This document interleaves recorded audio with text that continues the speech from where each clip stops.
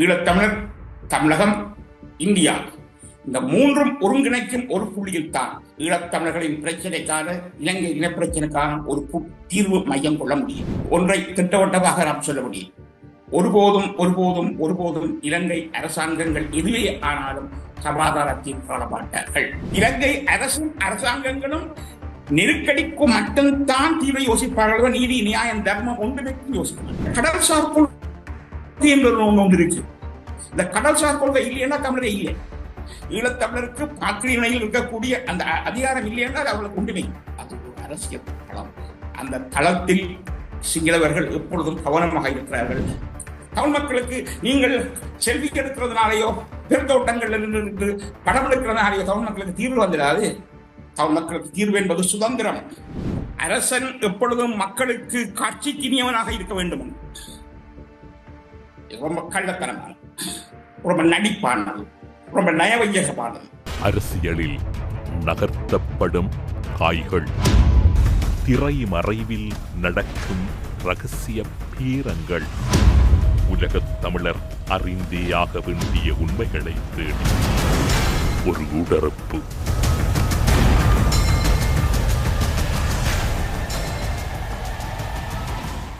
ஸ்ரீ காளிமாதா ஜோதிடம். பிரபல ஜோதிடர் பண்டித் மகாராஜா. தொழில், கல்வி, வியாபாரம் மற்றும் மந்திர சூனிய பிரச்சனைகளுக்கு நிரந்தர தீர்வு. இன்றைய ஊடறுப்பு நிகழ்ச்சியில் எம்மோடு இணைந்து கொண்டிருக்கக்கூடியவர் மூத்த அரசறிவியலுடைய ஆசானாக இருக்கக்கூடிய திருநாவுக்கரசு அவர்கள். ஊடறுப்பு நிகழ்ச்சியின் சார்பில் உங்களை வரவேற்பதில் மகிழ்ச்சி. வணக்கம். அண்மை காலங்களில் சுவிட்சர்லாந்து இலங்கையின் அரசியல் தீர்வு, தமிழ் கட்சிகளின் ஒற்றுமை தொடர்பில் அதிக கரிசனையோடு ஈடுபட்டு வருவதாக ஊடகங்களிலும் தூதரகங்களை மேற்கோள் காட்டியும் செய்திகள் வெளியாகிக் கொண்டிருக்கின்றன.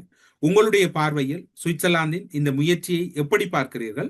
சுவிட்சர்லாந்தினுடைய போக்கு சரியானதாகவும் ஈழத்தமிழர்களுக்கு பாதுகாப்பாகவும் இருக்கும் என்று கருதுகிறீர்கள்? இலங்கையினுடைய இனப்பிரச்சனை மற்றும் தமிழீழ போராட்டம் என்பன உள்நாட்டை கடந்து அண்டை நாடு, அண்டை நாட்டின் அண்டை நாடு பின்பு ஐரோப்பிய நாடுகள், ஜப்பான், அமெரிக்கா வரை சென்று இன்று ஐரோப்பிய நாடுகளில் நோர்வே பாகத்தை வைத்தது. இப்பொழுது சுவிட்சர்லாந்து பற்றி பேசப்படுகிறது. நான் ஒன்றை மட்டும் சொல்வேன். இலங்கையின் இனப்பிரச்சனை திட்டவட்டமாக உள்நாட்டு ரீதியாக தீர்க்கப்பட முடியாது. இலங்கையில் இலங்கை அரசு அல்ல பதவிக்க விருந்த ஒரு அரசாங்கமும் சமாதானபூர்வமாக இனப்பிரச்சனை ஒருவரும் தீர்க்கவும் மாட்டார். ஜனாதிபதியாக சந்திரிகா பண்டாரநாயக்க குமாரதுங்க இருந்த காலத்தில் வார் ஃபார் பீஸ் என்கின்ற ஒரு கோட்பாட்டை முன்வைத்தார். சமாதானத்துக்கான யுத்தம் என்று யுத்தத்தை அவர் முதன்மைப்படுத்தார். ஆனால் இப்பொழுது யுத்தம் இல்லை. அதற்கு யுத்தம் முடிந்த 16 ஆண்டுகள் ஆகிவிட்டன. பல அரசாங்கங்கள் மாறியுள்ளன. அந்த அரசாங்கம் வந்தது, அது போன பின்பு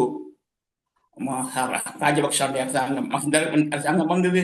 அதே பிறகு கோட்டபாய அரசாங்கம் வந்தது. இப்பொழுது ஜேவிபி அரசாங்கம் வந்தது. எனவே எந்த ஒரு அரசாங்கமும் தீர்க்காது. நான் உங்களுக்கு ஒன்றை தெளிவாக சொல்ல முடியும். இலங்கை இனப்பிரச்சனை நிச்சயமாக சர்வதேச பரிமாணத்தோடு மட்டுமே தீர்க்கப்பட முடியும். உள்நாடு ஈழத்தமிழருடைய அக அரசியல், அண்டை நாடு மற்றும் சர்வதேச ஒத்துழைப்பு இவை இணைந்து மட்டும்தான் இலங்கை இனப்பிரச்சனை தீர்க்கலாம். குறிப்பாக ஈழத்தமிழர், தமிழகம், இந்தியா இந்த மூன்றும் ஒருங்கிணைக்கும் ஒரு புள்ளியில் தான் ஈழத்தமிழர்களின் பிரச்சனைக்கான, இலங்கை இனப்பிரச்சனைக்கான ஒரு தீர்வு மையம் கொள்ள முடியும். அதை தவிர இங்கே இருக்கக்கூடிய இந்த ஹிஸ்டாரிக்கல் கான்டெக்ஸ்டின் படி வேறு ஒன்றும் சாத்தியமில்லை. புதுசா அரசியல் நிலவரத்தின்படி எதுவும் சாத்தியமில்லை. ஆனாலும் இன்னொரு விடயத்தையும் கருத்தில் கொள்ள வேண்டும். இந்தியாவால் மட்டும் சர்வதேச அரங்கில் இனப்பிரச்சனை தீர்க்க முடியாது. இந்தியா, தமிழகம் பெரும் பங்கு வகித்து ஈழத்தமிழர்களும் தமிழகமும் ஒரு ஒத்த முடிவுக்கு போய் இந்திய மத்திய அரசாங்கத்தையும் ஒரு ஒத்த முடிவுக்கு வர வைத்து இதன் பின்பும் உலக நாடுகளின் ஆதரவு தேவை. அதில் 2 நாடுகளின் ஆதரவு முக்கியமானது. ஒன்று அமெரிக்கா. அமெரிக்காவினுடைய ஒரு நிழல் கரமாகத்தான் நோர்வேயும் உண்டு, சுவிட்சர்லாந்து. அப்படி நிழல் கரங்களாக நிகழ்ச்சி ஒன்று அமெரிக்கா, இரண்டாவது ரஷ்யா. இந்த ஈழத்தமிழர்கள், தமிழகம், இந்தியா என்கின்ற 3 சக்திகளும் ஒருங்கு திரளும் போது அமெரிக்காவின் ஆதரவு நிச்சயமாக தேவை. வீட்டோ பவர் இல்லாத இந்தியாவுக்கு சர்வதேச அரங்கில் வீட்டோ பவர் நாடுகள் தேவை. அதுக்கு ரஷ்யாவும் உண்டு, அமெரிக்காவும் உண்டு. அதில் அமெரிக்காவினுடைய பங்களிப்பு வரையறைக்குட்பட்டது. அது இந்தியாவுக்கும் அமெரிக்காவுக்கும் இடையான உறவுகளினால் மட்டுமே பெரிதும் நிர்ணயிக்கிறது. அதே வேளையில் ரஷ்யா இருக்கிறது. ரஷ்யாவின் உறவும் இந்தியாவுக்கு இது அவசியப்படுகிறது. பலரும் ரஷ்யாவை சரிவர புரிந்து கொள்ள வேண்டும் என்பது முக்கியம். முதலாவது, ரஷ்யா கடந்த 3000 ஆண்டுகளுக்கு மேலாக இந்திய ரஷ்ய யுத்தம் என்று ஒன்று நிகழ்ந்தது கிடையாது. இந்தியாவுக்கு எதிராக ரஷ்யாவோ, ரஷ்யாவுக்கு எதிராக இந்தியாவோ ஒருபோதும் யுத்த முஸ்தீகளில் கூட ஈடுபட்டது கிடையாது. எனவே வரலாற்று ரீதியான ஒரு ஹிஸ்டாரிக்கல் கான்டெக்ஸ்டின் படி இந்திய, ரஷ்ய, சோவியத் யூனியன் சார்ந்த இந்த உறவு பெர்மனன்ட். அதுவும் 2 வகைகளில் அடங்கலாம். ஒன்று, நடுநிலை வகிக்கலாம் அல்லது ஆதரவு அளிக்கலாம். ஆதரவில் நேரடி ஆதரவு, இராணுவ ஆதரவு அளிக்கலாம். அப்படி இந்தியாவுக்கு பங்களாதேஷ் பிரிவினையின் போது ரஷ்யா தனது யுத்த கலங்களை அமெரிக்க, பிரித்தானிய கப்பல் படைகளுக்கு எதிராக இந்தியன் ஓஷனுக்கு அனுப்புறது மூவன்யம். எனவே இந்தியாவோட நெருக்கமான உறவு இருக்கிறது. அதன்படி நான் ஒன்றை திட்டவட்டமாக சொல்வேன். அமெரிக்காவும் ஒரு ஸ்ட்ராட்டஜிக் பார்ட்னர் தான் இந்தியாவுக்கு, ரஷ்யாவும் ஸ்ட்ராட்டஜிக் பார்ட்னர். இதில் ஒருபோதும் ரஷ்யாவின் உறவு இந்தியாவினுடைய நலன்களுக்கோ இந்தியாவின் விருப்பத்துக்கு நேரடியாக மாறாகவோ இருக்காது. ஒரு நடுநிலை வகிக்கும் அல்லது ஆதரவு வகிக்கும், எதிராக போகாது. உதாரணம் ஒன்று உங்களுக்கு சொல்லணும். 1998ஆம் ஆண்டு அணுவாயுத தயாரிப்பில் சம்பந்தமாக இந்தியா ஈடுபட்ட பொழுது அதற்கு எதிராக தடை விதிக்கப்பட்டது, பொருளாதார தடை மேற்கொள்ளப்பட்டது. ரஷ்யா சற்று மேலே போய் அந்த அணுவாயுத உற்பத்தியை விமர்சனம் செய்ததை தவிர இந்தியாவுக்கு எதிரான தடையில் அது பங்கெடுக்கவில்லை. இன்று வரையும் ரஷ்யா இந்தியாவுக்கு எதிரான நேரடி ஒன்றுமே எடுத்து.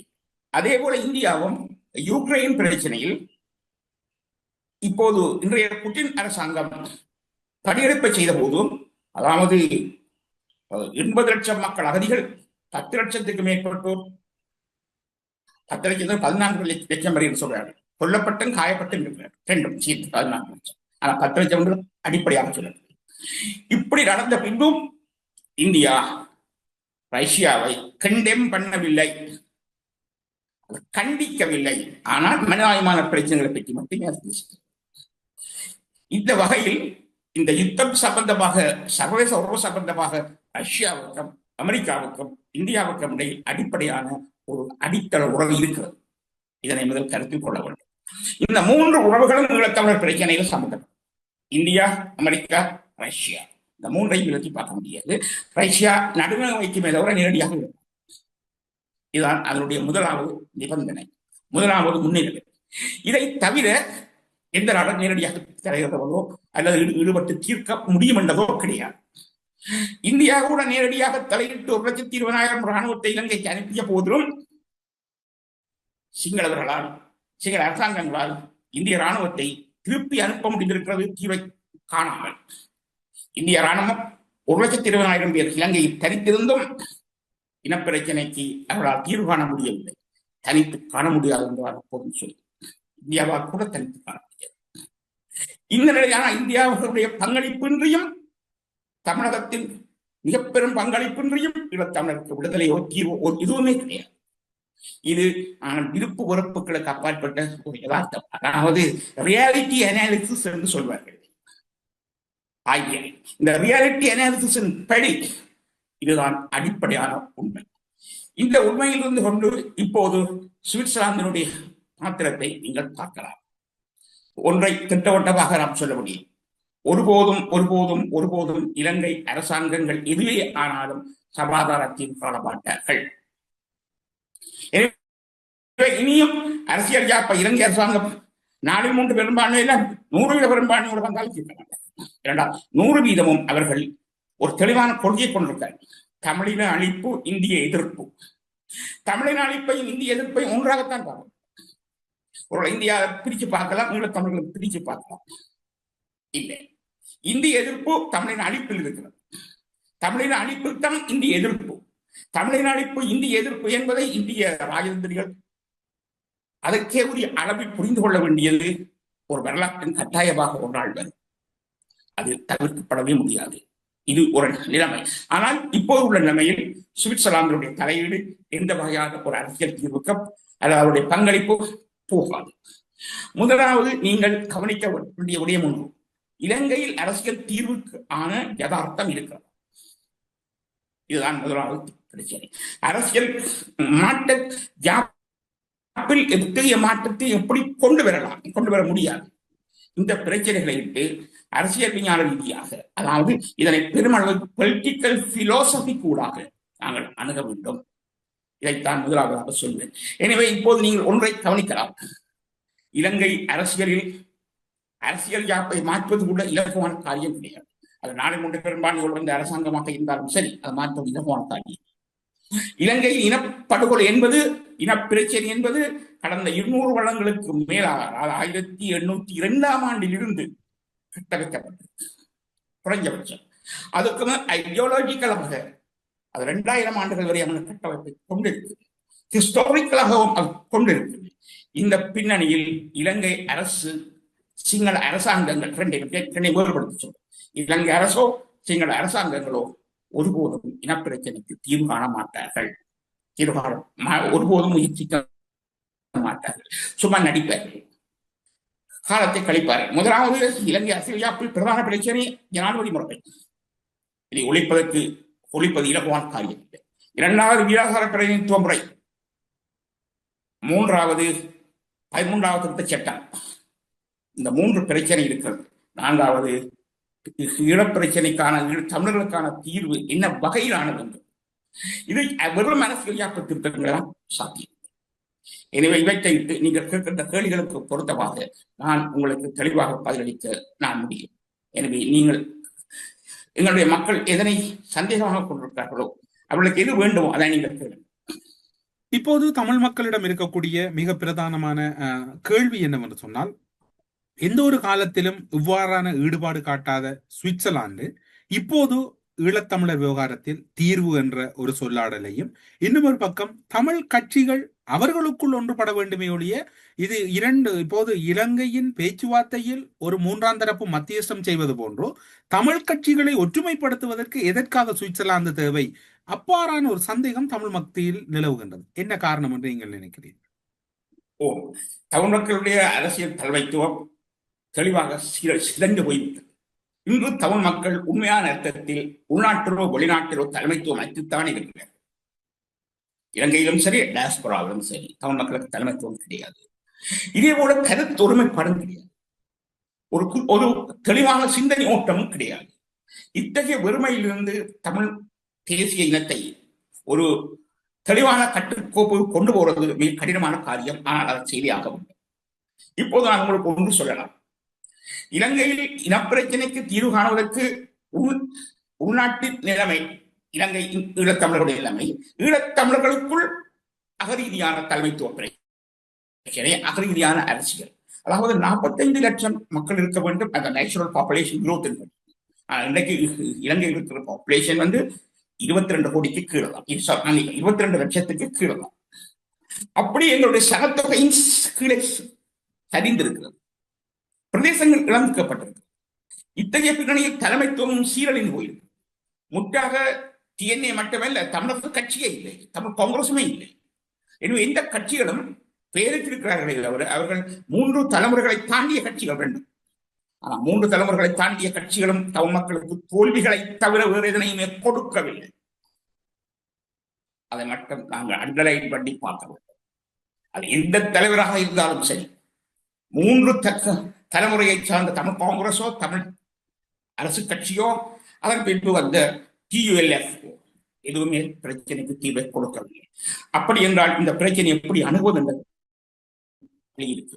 முதல் இந்த உள்நாட்டு ரீதியில் ஆன பிரச்சனை அணுகுவதற்கு ஒன்றை புரிந்து கொள்ள வேண்டும். ஈழத்தமிழருக்கும் சிங்களவர்களுக்கும் இடையான பிரச்சனையாக இதனை ஒருபோதும் புரிந்து கொள்ளக்கூடாது.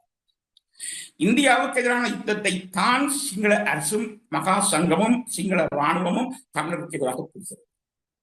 இந்திய ஆக்கிரமிப்பு, இந்திய விஸ்தரிப்பு என்கின்ற கொள்கையின் அடிப்படையில் தான் சிங்களவர்கள் ஈழத்தமிழர்களை அணுகிறார்கள். எனவே இந்தியாவுக்கான பிரச்சனையாக இதனை புரிந்து கொண்டால் தான் இந்திய அரசு ஈழத்தமிழர்கள் இதனை சரியான பாதையில் எடுத்து செல்ல முடியும். முதலாவது இந்தியன் எக்ஸ்பான்சனிசம் என்கின்ற ஒரு வகுப்பு ஜேபியுடைய 5 வகுப்புகளில் ஒன்று.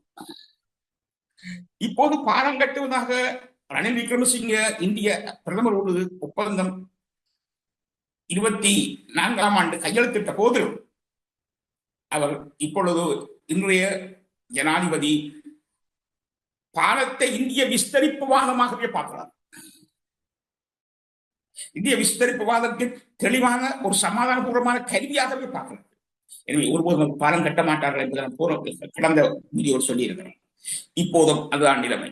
எனவே இந்திய விஸ்தரிப்பு வாதமாகவே இலங்கையை பார்க்கின்ற ஒரு சூழலில், ஈழத்தமிழர்களை பார்க்கின்ற சூழலில் அதனை நாங்கள் அதற்குரிய வழியில் புரிந்து கொள்ள தவறினால் நாங்கள் தீர்வு அணுக முடியாது. இந்த பின்னணியில் ஈழத்தமிழர்கள் இந்திய இலங்கை அரசியலையும், இலங்கை இந்திய அரசியலையும், இலங்கைக்குள் ஈழத்தமிழர் அரசியலையும் 3 தளங்களில் வைத்து பார்க்கிறோம். அப்படி பார்க்கும் பொழுது ஈழத்தமிழர்கள் முதலில் தங்களை இந்த 3 தளங்களில் சரிவர நிலைநிறுத்த வேண்டும். அதற்கு பலம் பொருந்திய தலைமைத்துவம் தேவை. நான் ஒன்றை வேதனையோடு சொல்கிறேன். 30 வருட கால ஆயுத போராட்டத்தில், 3 கால ஆயுத போராட்டத்தில் பெஸ்ட் பிரெயின்கள் எல்லாம் கொல்லப்பட்டு விட்டார், நாடு கடந்து விட்டார்கள், அல்லது விரக்தி அடைந்து அரசியலில் இருந்து நகர்ந்து விட்டார்கள். விதை நெற்கள் எல்லாம் சமைக்கப்பட்டு உண்ணப்பட்டு அல்லது நாடு கடந்து சீரழிந்து போய்விட்டன. இப்பொழுது சப்பி நெல்லுகள் முளைத்திருந்து ஆடுகின்றன. இந்த சப்பி நெல்லுகளையாவது கூட்டி கலைக்கு தமிழர்களுக்கு ஒரு சொலிடாரிட்டியை உருவாக்கலாமா என்ற ஒரு பிரச்சனை. ஈழத்தமிழ் மக்களுக்கு தீவிர பற்றி சிந்திப்பவர்கள் முதல் தமிழர்களுடைய சொலிடாரிட்டியில் இருந்து ஆரம்பிக்க வேண்டும். 2வது அண்டை நாடு தமிழகத்தினுடைய கொள்கையில் இருந்து அரசியலோடு ஆரம்பிக்க வேண்டும். 3வது சர்வதேச நாடுகளை எமக்கு பொருத்தமாக அணிசேர்ப்பதில் அதனை நிறைவேற்ற வேண்டும். எனவே தமிழ் மக்களுடைய சொலிடாரிட்டி, ஒரு பலம் பொருந்திய லீடர்ஷிப், தமிழகத்தினுடைய மிக நெருக்கமான உறவு. நான் ஒன்றை எல்லோருக்கும் திரும்ப திரும்ப சொல்வேன். இதை நான் கடந்த 81ஆம் ஆண்டு பலருக்கும் சொல்லி வருகிறேன். காக கூட்டுக்குள் தான் குயில் குஞ்சு பொறிக்க முடியும். எனவே காகம் கொத்து வந்து தெரிந்தாலும் கொத்துக்களை வாங்கியும் அந்த காக கூட்டுக்குள் தான் குயில் முட்டையிட்டு குஞ்சு பொறிக்கிறது. இது ஒரு இயற்கையான ஒரு அமைப்பு. ஜியோகிராபிக்கலி எங்களுடைய கட்டமைப்பு. எங்களுக்கு இந்த காகக்கூட்டை தவிர வெளியில நான் குஞ்சு பொறிக்க முடியாது. குயில் குஞ்சு பொறிக்க சாத்தியம் இல்லை. அப்படி என்றால் இந்த காக்கூட்டுக்குள்ள கொத்து வேண்டியும் குயில் காக்கூட்டுக்கெல்லாம் குஞ்சு பொறிக்கணும். ஆனா பொறிக்குது, குஞ்சு உருவாகுது.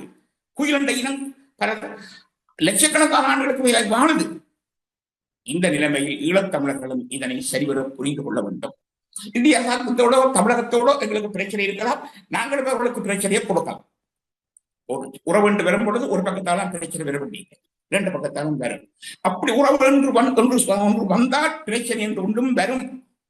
உறவில் நல்லதும் கெட்டதும் 2ம் கலந்த ஒரு பக்கம் உறவு எப்போதும் இருக்கும். எனவே விரல் கண்க குத்தி 2 கணக்கு விரல் ஒட்டி அறியலாம், விரல் ஒட்டி அறியலாம். அவற்றை எங்களுக்கு ஏற்றவாறு தீர்வு காண வேண்டும். இவற்றை கற்பனாவாதம் என்று சொல்வது, இவற்றை வெளியே சிந்திப்பதைத்தான் திட்ட தெளிவான கற்பனாவாதம். எல்லா கற்பனாவாதிகளும் கடும்போக்காளர்களும் எதிரியின் நண்பர்களே. எதிரி எதை வேண்டாம் என்று சொல்றாரோ அதை அவர் செய்ய விரும்புகிறார்கள். எதிரிக்கு எது வேண்டுமோ அதனை அவர்கள் செய்ய விரும்புகிறார்கள். எதிரிக்கு வேண்டியதை செய்கின்ற கடும்போக்குகள் எப்பொழுதும் எங்களுக்கு ஆபத்தாளர். எனவே நடைமுறை சாத்தியமாக நாங்கள் எங்களுடைய பிரச்சனையை முன்னெடுக்க வேண்டும். இதுதான் எங்களுடைய பிரச்சனை. இப்போது இலங்கை அரசியல் யாப்பு மாற்ற நிகழ்வதற்கான வாய்ப்புகள் பற்றி நாங்கள் மிக தெளிவாக சிந்திக்க வேண்டும். ஒன்று, ஜனாதிபதி முறை ஒழிக்கப்படக்கூடாது என்று மகாசங்கம் விரும்புது, இராணுவம் விரும்புது, பதவிக்கு வருபவர்களும் விரும்புகிறார்கள். பதவி இல்லாதவர்கள் தான் ஒழிக்கப்பட வேண்டும் என்று சொல்வார். பதவிக்கு வந்த பின்பு அதனுடைய அந்த ஆசனம் அவர்களுக்கு வந்து சொகுசாக இருக்கும், அதிகாரத்தை இலக்காக பிரயோகிக்கிறார். மகாசங்கம் ஒன்றை சொல்லுது, இந்திய எதிர்ப்பு வாதத்தின் அடிப்படையில் ஜனாதிபதி முறைதான் எப்பொழுதும் தமிழர்களை கட்டுப்படுத்த வலுவானது. என்றும் தமிழர்கள் ஒரு நாள் இந்தியாவோடு சேர்ந்து படையெடுப்பார்கள். அதை கட்டுப்படுத்த இராணுவமும் ஜனாதிபதி முறையில் பலமாக இருக்கும். அதாவது யுத்தம் முடிஞ்சதன் பின்பு 3,46,000 இராணுவத்தர்கள் என்னது, அதில் 3/2 பங்கு தமிழ் மண்ணிலேயே அவர்களுக்கு இராணுவவாதம் இருக்கும். இந்த இராணுவவாதத்துக்கு உட்பட்டதாக இலங்கை அரசியல் யாப்பும் வளர்ச்சி அடைந்திருக்கிறது. இலங்கை அரசியல் யாப்பினுடைய முக்கியமான தூண்கள் மகாசங்கம், இராணுவம், இராணுவவாதம். இந்த மூன்றையும் முதலில் கருத்தில் கொள்ள வேண்டும். அதுக்கேற்ப பியூரோகிரசி, நிர்வாக கட்டமைப்பு இனவாதத்துக்கு உள்ளாகி இருக்கிறது. கட்சிகளுடைய நலன்கள் இனவாதத்துக்கு உள்ளாகி இருக்கிறது. இவற்றின் பின்னணியில் ஒருபோதும் சமாதான தீர்வு இடம் கிடையாது, ஒருபோதுமே இடம் கிடையாது. எனவே சமாதான தீர்வு என்று ஒன்றை பற்றி சொல்வதாக இருந்தால், அரசியல் யாப்பு திருத்தம் ஒன்றை சொல்வதாக இருந்தால் ஜனாதிபதி ஒழிக்க மாட்டார். இரண்டாவது வீதாசார பிரதித்துவம். வீதாசார பிரதித்துவம் பற்றி நாங்கள் மிக தெளிவாக புரிந்திருக்க வேண்டும். வீதாசார பிரதித்துவம் பெரிதாக தமிழரை பாதிக்கவில்லை. நம்முடைய ஆசனங்களை அது ஓட்டம், அது எங்களுடைய அடிப்படையை அது போயிடும்.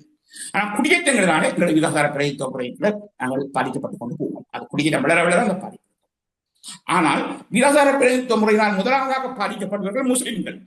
எப்படி என்று சொன்னால், வீதாசார பிரதித்துவ முறை என்கின்ற ஒரு சிஸ்டம் முஸ்லிம்களுக்கு ஆகுகிறது. வீதாசார பிரதித்துவ முறையில் இருக்கிற லிஸ்ட் சிஸ்டத்தில் வருகின்ற கட் ஆஃப் என்று சொல்லப்படுகின்ற வெட்டுப்புள்ளி பாதகமானது. ஏஆர் ஜாவர்த்தன 78ஆம் ஆண்டு அரசியல் யாப்பை உருவாக்கும் பொழுது வீதாசார பிரதித்துவத்தை கொண்டு வந்தார். அதில் முஸ்லீம்கள் தலையெடுக்க முடியாதவாறு அவர் செய்திருந்தார். அதாவது வீதாசார பிரதித்துவத்திற்கு கீழே முஸ்லீம்கள் அதிகம் தலையெடுக்க வாய்ப்பு இருக்கின்றது புரிந்திருந்தார். புரிந்தால் உதிரியாக தொகுதிகள் இருக்கும் என்றால், அந்த வாக்குகள் தொகுதி வாரியாக இருக்கும் என்றால், முஸ்லீம்கள் பெருமளவுக்கு பல தொகுதிகளில் வெற்றி வர முடியாது. அவர்கள் பல தொகுதிகளில் பிரிங்கி இருப்பார்கள், தொகுதிக்குரிய வாக்குகள் கிடைக்காது. இந்த நிலையில் ஆகக்கூடியது வடக்கு கிழக்கில் 3 சீட்ஸுக்கு மேல முஸ்லீம்கள் போகிறார்கள். ஆனால் வீதாசார பிரதித்துவ முறையின் கீழே டிஸ்ட்ரிக்ட் வைஸாக ஓட்ஸ் குவியும். அப்போது அந்த மாவட்டத்துக்குள் முஸ்லீம்களுக்கு வாக்குகள் குவிந்தால் பல ஆசனங்கள் கிடைக்கும். எனவே அது அவர்களுக்கு லாபகரமாகும். ஆனால் இந்த லாபகரத்தை ஒழிக்கிறதுக்கு அவர் வழிபாட்டார். 12.5% வெட்டுப்புள்ளி வாக்கு கொண்டு வந்தார். 12.5% மேல வாக்கெடுத்துகளுக்கு தான் தேர்தலில் அந்த மாவட்டத்தில் நாடாளுமன்ற உறுப்பினர்களாக விட தகுதியுடையவர் கட்சி. 12.5% கீழே வாக்கெடுத்தால் அந்த கட்சி தேர்தல் மாவட்டத்திலிருந்து அகற்றப்பட்டது, எக்ஸ்க்ளூட் பண்ணப்பட்டது. அப்படித்தான் சொல்லப்பட்டது. எக்ஸ்க்ளூஷன் தான் பயன்படுத்தி எக்ஸ்க்ளூட் பண்ணப்பட்டது. இது முஸ்லிம்களை பாதித்தது. ஆனால் ஒன்றை கவனியுங்கள், முஸ்லிம் தலைவர்கள் மிக சமயோசிதமாக நடந்துள்ளனர். ரணசிங்க பிரேமதாசா ஜனாதிபதி தேர்தலில் போட்டியிடுற காலத்தில் அவருக்கு தெற்கில் வாக்கு ஏறக்கூடிய 50-50 என்று தான் வெல்லுவதற்கான வாய்ப்புகள் மிகவும் மந்தமாகவே இருந்தது. இந்த நிலையில் முஸ்லிம்களின் வாக்குகளை அவர் நாடினார். அப்போது அஸ்ரம் பிரேமதாசாவோட ஒரு கோரிக்கை உண்மைந்தார். 12.5% என்ற வெட்டுப்புள்ளியை 5% என்ற வெட்டுப்புள்ளியாக மட்டும் மாற்றுவீர்கள் என்றால் உங்களுக்கு ஆதரவு. பிரேமதாசா 88ஆம் ஆண்டு 14வது அரசியல் யாப்பு சட்ட திருத்தத்தை கொண்டு வந்து 12.5% என்றதிலிருந்து 5% என்றதுக்கு கொண்டு போறேன். இப்பொழுது முஸ்லீம்களுக்கு ரொம்ப கம்ஃபர்டபுளாக முற்றிலும் சாதகமாக இருக்கிறது. இப்போது முஸ்லீம்கள் வீதாசார பிரதித்துவத்தை உறுதி பிடிப்பார்கள், கைவிட மாட்டார். ஆனா முஸ்லீம்கள் பற்றி சிங்களவரிடம் பெரிய அச்சமும். சம்பிக ரணவக்க எழுதின புத்தகத்தில் 2050ஆம் ஆண்டின் பின்பு முஸ்லீம்கள் 50-50 சனத்தொகையை தாண்டி விடுவார்கள், அவர்கள் இலங்கையின் பெரும்பான்மையமாக மாறிவிடுவார்கள் என்று சொல்லப்படும். அதை அவர் நம்புவார்கள். முஸ்லிம்களின் பாப்புலேஷன் வளர்ச்சி, முஸ்லிம் பல இனங்கள் வாழ்கின்ற நாடுகளில் அந்தந்த நாடுகளின் அரசுகள் அச்சமடைகின்றன. பாப்புலேஷன் வளர்ச்சி என்பது அவருடைய மத கோட்பாட்டில் மதத்தோடு இணைக்கப்பட்டிருக்கு. இனி அது பாப்புலேஷன் வளர்ச்சி இந்த கீழே போக மாட்டார்கள். சிங்கள மகாசங்கம் என்ன என்றால், முஸ்லீம் பாப்புலேஷன் என்பது ஒரு குண்டு என்று நினைக்கிறேன், ஒரு வெடிகுண்டு நினைக்கிறேன். அந்த வெடிகுண்டு சிங்களவர்களை வெடிச்சு அழிச்சு விட்டுரும் நினைக்கிறேன். இதனால் அவர்கள் வீதாசார பிரதித்துவத்தை நீக்க வேண்டும் என்று தொகுதி வாரி சிம்பிள் மெஜாரிட்டிக்கு கொண்டு வர வேண்டும் நினைக்கிறார்கள். இதை இப்போது செய்ய முஸ்லீம்கள் ஆதரிக்க. எனவே இலகுவான காரியம் இல்லை வீதாசார பிரதித்துவத்தை நீக்குவது. இது ஈழத்தமிழர்களுக்கு பாதகம் இல்லை, முஸ்லிம்களுக்கு பெரிய பாதகம் இருக்கு. அதே வேளையில ஜனாதிபதி முறை ஒழிக்கக்கூடாது என்றது அவர் கவனமாக இருக்கிறார். ஜனாதிபதி முறையின் கீழே அதிகாரத்தை பங்கிட முடியாது. ஜனாதிபதி முறை மிக பலமான மிக ஒடுக்குமுறைக்கு சாமான். 3வது 13வது திருத்த சட்டம், இதனை சிங்களவர்கள் ஒவ்வொருவருமே எதிர்க்கிறார்கள். தமிழர்கள் இதனை புரிந்து கொள்ள வேண்டும். சிங்களவர்கள் எதிர்ப்பதை நாங்கள் சேர்ந்து எதிர்ப்பு சிங்கள இனவாதத்துக்கு உதவுறதாக முடியும். ஆனால் 11ஆம் திருத்த சட்டம் பற்றி நான் வேறு ஒரு ஐடியா சொல்லுவேன். இது தீர்வு இருக்கு. 11ஆம் திருத்த சட்டம் தீர்வு அல்ல, ஆனால் அதனை கையாளுவதற்கு வேறொரு வழிமுறை, அரசியல் ராஜதந்திர அரங்கில் ஒரு வழிமுறை, அதை பற்றி நான் சிந்திக்கிறேன். அதை பற்றி நான் குறித்த ஒரு நாள் உங்களுக்கு பேசுவேன். நான் 11ஆம் திருத்த சட்டம் நம்ம மக்கள் தீர்வுன்னு சொல்லவில்லை, சொல்லவே மாட்டேன். ஆனால் அதை கையாளுங்கிற வழி இருக்குன்னு சொல்றேன். இதுதான் இப்போ சொல்ல முக்கியமான ஒரு தலைப்பை மட்டும் சொல்றேன். 11ஆம் திருத்த சட்டத்தை நீக்குவது மூலம் என்பது ராணுவத்தினுடைய மகாசங்கத்தினுடைய ஏஇபியினுடைய சிங்கள கட்சியினுடைய முடிவு. ஏனென்றால் இந்தியாவின் தலையீட்டை கொண்டு வருகிறது. ஒன்றை சொல்கிறேன், வெளிநாட்டின் தலையீடு இலங்கை அரசாங்கத்தை நீங்கள் நிர்பந்திக்க முடியாது. இலங்கை அரசாங்கங்களும் நெருக்கடிக்கு மட்டும்தான் தீர்வை யோசிப்பார்கள். நீதி, நியாயம், தர்மம் ஒன்று வைத்து யோசிக்க மாட்டார். அவர்களுக்கு உள்நாட்டில் நெருக்கடி கொடுக்க ஆயுத போராட்டமும் கிடையாது, உள்நாட்டு நெருக்கடி கொடுக்கக்கூடிய பலம் வாய்ந்த கட்சிகளும் கிடையாது, தமிழ் மக்களின் நம்பிக்கைகளை பெற்ற ஒரு முன்னுதாரண மிக்க தலைவரும் கிடையாது. எனவே உள்நாட்டில் சிங்கள இனவாதத்திற்கு நெருக்கடிக்கு எந்த இடமுமே கிடையாது. எனவே உள்நாட்டில் நெருக்கடி இல்லாத போதே உள்நாட்டில் சிந்திக்க வேண்டும். சரி, அப்படின்னா கிடையாது. வெளிநாட்டில் இந்தியாவுடைய இந்த 11ஆம் திருத்த சட்டம் மட்டும்தானே, அதை நீக்கிவிட்டால் சட்டபூர்வமாக இந்தியா தலையிடுவதற்கான வாய்ப்பு இருக்காது என்றவர் நம்புகிறார்கள். எனவே அவர்கள் நீக்கணும் நினைக்கிறார்கள். ஆனால் அது நீக்க இந்தியாவிடாது. இந்தியாவுக்கு இலங்கையில் உள்ள ஒரே ஒரு திருப்பு அந்த 11ஆம் திருத்த சட்டம். இலங்கை ஒரு நாள் இன்று இருக்கிற மாதிரி இல்லை. கூட் ஆர் டிப்ளமசி என்று சொல்லப்படுகின்ற அந்த டிப்ளமசியின் கீழே சீனா வேகமாக முன்னேறி செல்கிறது. சீனா 2005ஆம் ஆண்டு இந்த பிரம்மாண்டமான அளவில் இலங்கையில் வெற்றி ஜனாதிபதியை உருவாக்கும் சக்தி உள்ளதாக மாறுவென்று அமெரிக்காவுக்கோ இந்தியாவுக்கோ கற்பனையிலும் கனவிலும் அது கிடைக்க மனதில் இருக்கவில்லை. 2005ஆம் ஆண்டு ஜனாதிபதியை உருவாக்கியதே சீனா தான். சீனாவுடைய தலையீட்டினால் தான் இலங்கையில் மஹிந்த ராஜபக்ச பதவிக்கு வர முடிந்தது. இந்த இடத்தில் தான் வெஸ்ட் வேர்ல்டுக்கு புலிகள் மீது ஒரு ஆபத்து கோபம் இருக்கிறது. புலிகள் தேர்தலை பரிஷ்கரித்தமையினால் தான் இந்த வாய்ப்புகள் கிடைத்து நினைக்கிறேன். எனவே இந்த பின்னணியில் சீனாவுடைய வளர்ச்சி 2005ஆம் ஆண்டு உருவான வளர்ச்சி ராஜபக்ச பதவிக்கு கொண்டு வந்தவுடன் அவர்கள் சந்திரிகா காலத்தில் 2000ஆம் ஆண்டு தங்களுடைய காலங்களுக்கான களத்தை சந்திரிகாவின் காலத்தில் உருவாக்கி கொண்டு வந்தார்கள். 2005ஆம் ஆண்டு தமக்கான ஜனாதிபதி உருவாக்கினார்கள், சீனாவுக்கான ஜனாதிபதி. அப்போது அந்த காலகட்டத்தில் அமெரிக்கா வளைகுடா யுத்தத்துக்குள் மத்திய கிழக்குக்குள் தன் கால்களை புதைத்திருந்த காலம். 2005 ஜனாதிபதியாக ராஜபக்ச வந்தவுடன் எல்லாமே திகைத்து போய்விட்டார். இந்தியாவும் சரி, அமெரிக்காவும் சரி. இப்போது அதுல இந்த ஒரு பின்வாங்க முடியவில்லை. இது ஒரு பிரதானமான விஷயம். பின்பு ராஜபக்சவை தமக்கு சாதகமாக பயன்படுத்துவது எப்படி என்று அமெரிக்காவும் யோசித்தது, இந்தியாவும் யோசித்தது. உலக நாடுகளும் அதற்கு செயல்பட்டன. அது வேறு கதை. இப்போது இப்படித்தான் பாருங்கள். சீனாவுடைய இந்த வளர்ச்சி எதிர்காலத்தில் தம்மை கடுமையாக பாதிக்கும் என்று அமெரிக்காவுக்கும் தெரியும், இந்தியாவுக்கும் தெரியும். அமெரிக்காவுக்கும் இந்தியாவுக்கும் தெரியறதுக்கு அப்பால் அறிவியல் ரீதியாக உள்ளவருக்கும் தெரியும். எனவே இலங்கை பிரச்சனையில் தனக்கு இருக்கக்கூடிய ஒரு துருப்புச் சீட்டை இந்தியா ஒருபோதும் கைவிடாது. சட்டபூர்வமான துருப்புச் சீட்டு, சர்வதேச நியமங்களுக்கு உட்பட்டு செய்யப்பட்ட இலங்கை இந்திய ஒப்பந்தம். அந்த ஒப்பந்தத்தின் பேரால் உருவாக்கப்பட்ட 11ஆம் திருத்த சட்டம், அதை இந்தியா ஒருபோதும் கைகளில் இல்லாது. அப்படி கைகளை விடுகின்ற முடிவை இந்தியா எடுக்க என்றால் இந்தியா இந்த பிராந்தியத்தின் அரசியலிருந்து அது வித்ரோ பண்ணி செல்கிறது என்று அர்த்தம். அதை ஒரு பக்கம் வைத்துக் கொள்வோம். சரி, இப்போது பார்ப்போம். 11ஆம் திருத்த சட்டத்தை நீக்க இந்தியா அனுமதிக்க இயலாது, ஜனாதிபதி முறையை ஒழிக்க மகாசங்கமும் ராணுவம் அனுமதிக்காது, பதவியில் வரும் அரசாங்கங்களும் அனுமதிக்காது. 2வது விடயம். சரி, இந்த ரெண்டும் பிரதானமான விடயங்கள். 13வது. 3வது விதாசார பிரயத்தத்தை ஒழிக்க முஸ்லிம்கள் விட மாட்டார். எப்படி யாப்ப கொண்டு வர போறீங்க? எப்படி யாப்ப திருத்தம் கொண்டு வர போறீங்க? புதிய யாப்ப இந்த 3ஐயும் சம்பந்தப்படாமல் புதிய ஒன்றுக்கு இடம் இல்லை. இந்த 3ம் சம்பந்தப்படாமல் புதிய கொண்டு வர முடியாது. ஜனாதிபதி முறையில் சின்ன சின்ன மாற்றங்கள் செய்யலாம். ஆனா அதுக்கு ரெஃபரண்டத்துக்கு போகணும். அது ரெஃபரண்டத்துக்கு போகணும். சின்ன சின்ன மாற்றங்கள் இஸ்ராயலுடைய பாணியில சில மாற்றங்கள் செய்ய இடம் இருக்கு. யாவது முறையில் நாடாளுமன்றத்துக்கும் மக்களுக்கும் இடையே ஜனாதிபதியை எப்படி பிளேஸ் பண்ணுவது என்று சிந்திக்க ஒரு இடம் இருக்கு. அப்படின்னு நான் இப்போ பேச போவதில்லை. நான் அப்படி ஒரு செய்ய. எனவே இந்த அரசியலில் ஜனாதிபதி முறை ஒழிப்பு, 11ஆம் திருத்த சட்டம், வீராசார பிரதித்துவம். இந்த 3 விடயங்கள் பிரதானமானவை. இந்த 3 சம்பந்தப்பட்டிருக்கும் சக்திகள் இதனை பிரிக்கப்படாது.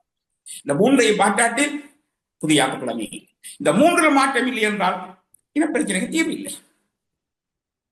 3 மாற்றம் இனப்பிரச்சனை தீர்வு இல்லை. அதே வேளையில் தெளிவாக ஒரு விடயத்துக்கு நாங்கள் போக வேண்டும்.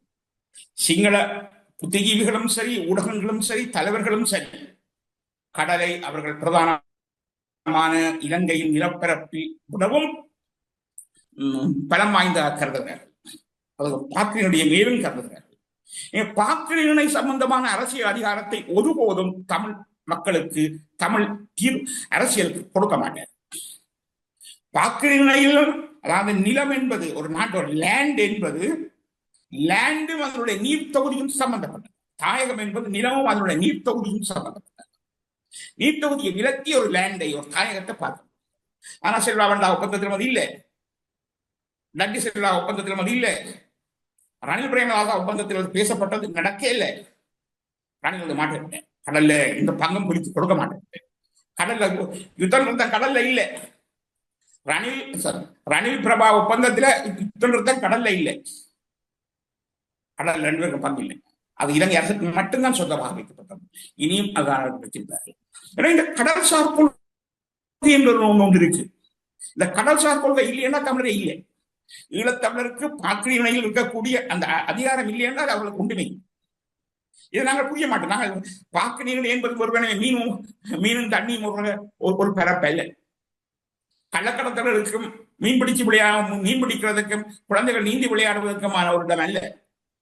அது ஒரு அரசியல் களம். அது சோழ பேரரசினால் உருவாக்கப்பட்டு இந்துவா கடலையே சோழ பேரரசின் வாவி என்று சொல்லக்கூடிய அளவுக்கு டெவலப் பண்ணுவதற்கு ஏதுவாக இருந்த ஒரு தளம். அந்த தளத்தில் சிங்களவர்கள் எப்பொழுதும் கவனமாக இருக்கிறார்கள். அதை பற்றிய அறிவும் பங்கெடுக்கவில்லை. சரி, இந்த பின்னணியில் தான் ஒன்றை நாங்கள் சொல்ல போகிறோம். இலங்கை இன பிரச்சனைக்கு அரசியல் புதிய யாப்பை கொண்டு வருவது மிகவும் கடினமானது. அப்படி கொண்டு வருவதென்றால் இந்த 3 மாற்றம் செய்ய வேண்டும். இந்த 3 மாற்றம் நிகழாது. 3 மாற்றம் இல்லை என்றால் இனப்பிரச்சனைக்கு தீர்வு இல்லை. இது ஒரு புறம் வெற்றிக் கொள்ள முடியும். இங்க எல்லோரும் பலவராக கழிக்கிறார்கள். ஐக்கியப்பட்ட இலங்கைக்கு ஒரு தீர்வு அப்படி பேசுகிறார்கள். இல்லை, இலங்கையோட கான்டெக்ஸ்டுக்குள்ள பாருங்கள். அதாவது இப்போ சுவிஸ் வந்திருக்கு. சுவிஸ்ல 26 கேண்டன்ஸ் இருக்கு. அதுல 19 கேண்டன்ஸ் வந்து ஜெர்மன் கேண்டன்ஸ், 4 கேண்டன்ஸ் வந்து பிரெஞ்சு, 1 கேண்டன் வந்து இத்தாலி, மிக 3 கேண்டன் கலப்பு கேண்டன்ஸ். இந்த எந்த ஒரு கேண்டனும் தாயகத்தின் அடிப்படையில் நிர்ணயிக்கப்படவில்லை.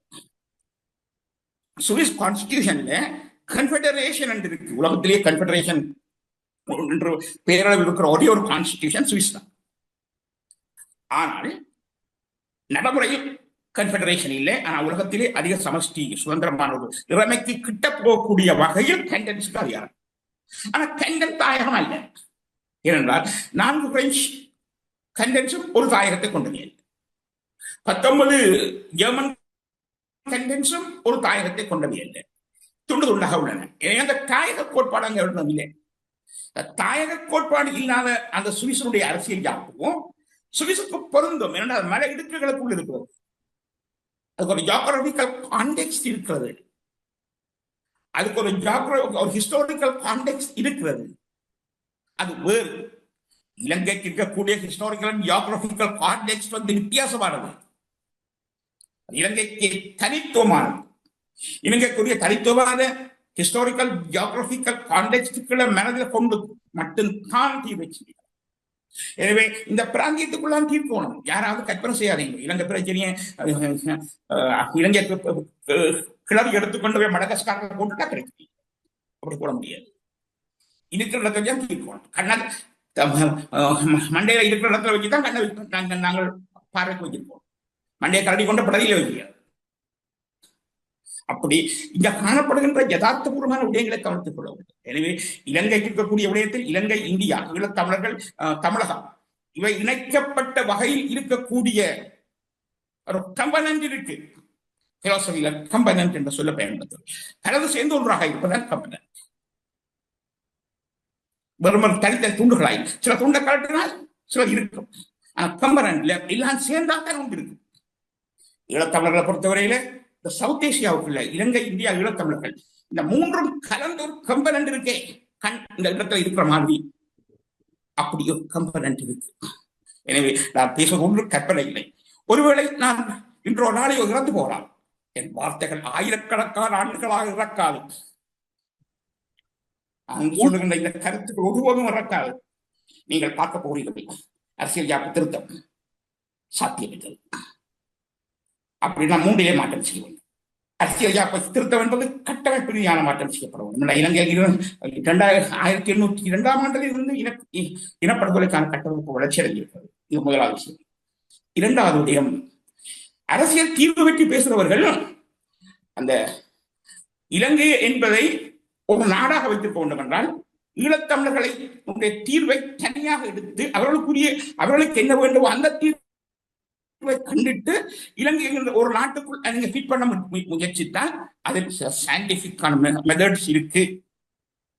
ஆனால் இலங்கை என்ற பிரேமக்குள் இலங்கை பிரச்சனை தமிழருக்கு தீர்வு காண கிடைத்தால் அதில் சாத்தியத்தை தமிழருக்கு என்ற ஒரு தீர்வை தனியாக நீங்கள் பிரேம் பண்ண அவளுக்கு என்ன வேணும், என்ன பிரச்சனை, அவளுக்கு கடல் பிரச்சனை, அவளுக்கு வாழ்க்கை பிரச்சனை இருக்கு, நீண்ட காலத்துக்குரிய இழப்புகள் ஒடுக்கவர்களுக்கு பிரச்சனை இருக்கு, எல்லாவற்றுக்கும் ஏற்றதாக ஒருபோதும் முள்ளிவாய்க்காலை படுகொலை செய்யப்பட்ட மக்களுக்கு பற்றி சிந்திக்காமல் காண முடியாது. அதுக்கு இலங்கை அரசு யாருக்கும் மனம் இல்லை.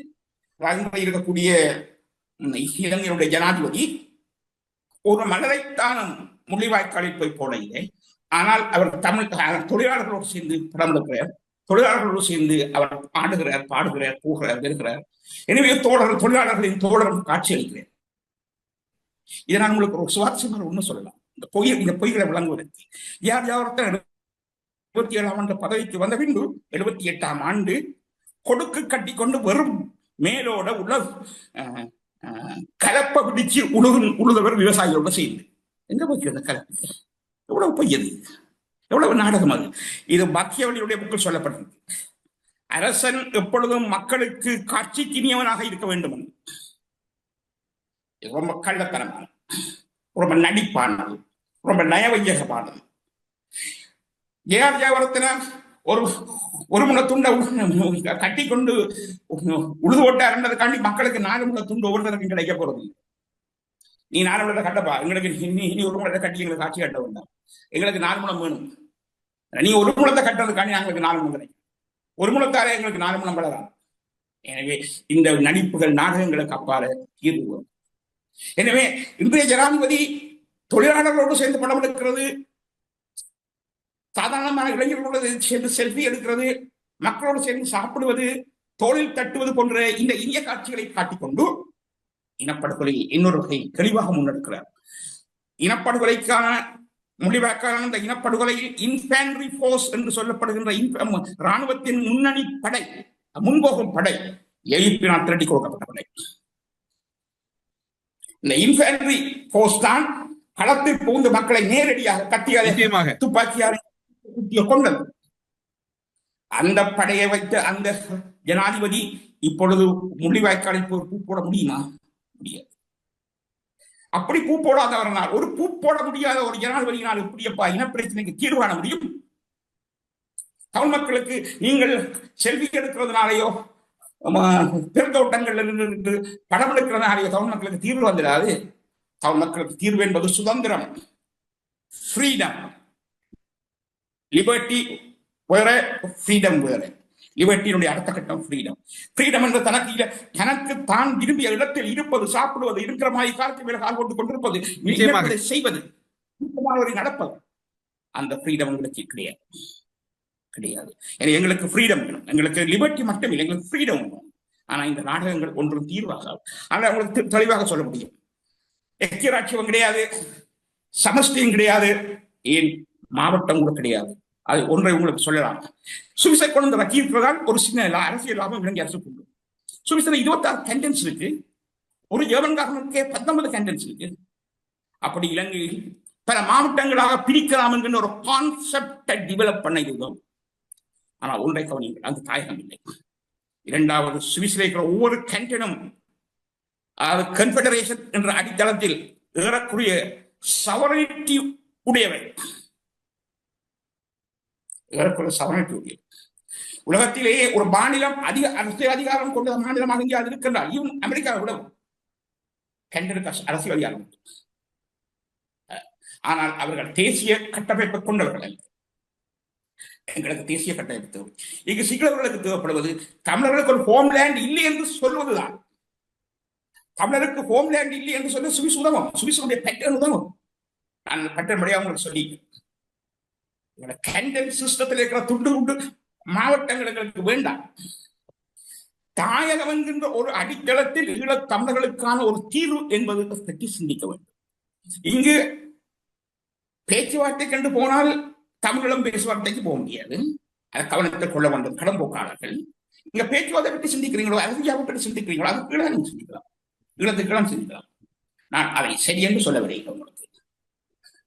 நான் ஈழம் சாத்தியம் கொள்கையை கொண்டவன். எனவே நான் உங்களுடைய இந்த மாயாஜால சித்து விளையாட்டுகளுக்குள் நான் அகப்பட மாட்டேன். அது வேறு விடயம். நான் பொய்யாகவும் சொல்லவில்லை. நான் ஒரு ஹிஸ்டாரிக்கல் ட்ரூத்துக்களாக சொல்றேன். அது வேறு விடயம். இப்போது எங்களுக்கு தேவைப்படுகிற விடயம் என்றால் தமிழர்கள் இப்போது செய்யக்கூடியது 2 விடயங்கள் தான். பேச்சுவார்த்தை வருதோ வரவேறுங்கள், தூக்கி எறிய வேண்டாம். அது சுவிஸ் வருதோ, அமெரிக்கா வருதோ, பிரிட்டன் வருதோ, பிரான்ஸ் வருதோ ஓமென்று சொல்லுங்கள். எங்களுக்கு ஒன்று முடியும். நாங்கள் இந்த கவர்மெண்ட் சிங்கள இனவாதத்தை முற்று முழுவதுமாக அம்பலப்படுத்த உதவும், எக்ஸ்போஸ் பண்ண உதவும். நாங்கள் பேச்சுவார்த்தையில் போவது என்பது திட்டப்பட்டவன் ஒரே ஒரு இலக்கோட போங்கள், எக்ஸ்போஸ் பண்ணுவது. எக்ஸ்போஸ் பண்ணுவதற்கு விட்டு கொடுத்து பேசாம எக்ஸ்போஸ் பண்ணிடாது. பல முக்கியமான தகவல்கள் சுவிட்சர்லாந்து இலங்கைக்கு இடையிலே ஏற்பட்டிருக்கக்கூடிய அண்மைக்கால போக்குகள் தொடர்பான நீண்ட தெளிவூட்டலை ஊடறுப்பு நிகழ்ச்சியின் வாயிலாக வெளிப்படுத்தியமைக்காக சிறப்பு நன்றிகளோடு உங்களிடம் விடைபெற்றுக் கொள்கிறோம். நன்றி, வணக்கம். நன்றி, வணக்கம். அரசியலில் நகர்த்தப்படும் காய்கள், திரைமறைவில் நடக்கும் ரகசிய பீரங்கள், உலகத் தமிழர் அறிந்தேயாக வேண்டிய உண்மைகளை தேடி ஒரு ஊடறுப்பு.